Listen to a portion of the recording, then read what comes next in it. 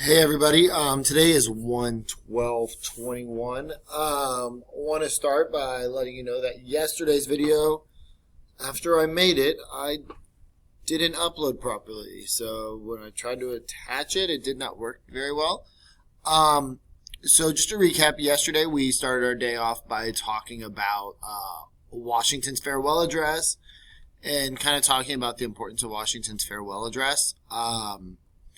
Of course, remembering that the most important thing that he told us to do when he gave this address to the country as he was leaving office was to stay neutral. After that, we looked at Alexander Hamilton's financial plan, which is one of Washington's biggest problems that he had to deal with this interview. And then we had a few questions we answered. I'm going to kind of run through them. What was the interview? What does the interview tell us about the economic problems that the new nation faced? Basically telling us that the country's biggest issue was that we were in debt and we had to pay back our debt so we would have money in the future. Three main features of Hamilton's financial plan are to pay the debt, or to make money through taxes and excess taxes and tariffs, to put it in the bank, and then followed by paying off the debt. Why were Southern states opposed? The South didn't want to combine the taxes because they didn't want to pay it twice. They felt like they had already paid it, and that the North had to pay their portion of the debt that we had received. An excess tax is simply a tax on things you don't need that aren't required to live. The excess tax we had was on whiskey. Three groups that might be opposed. The South, because they don't want to pay the tax twice.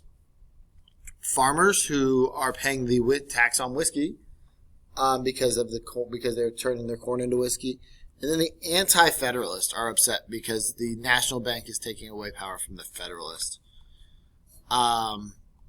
A tariff is a tax on another country, and it's made to support American manufacturing.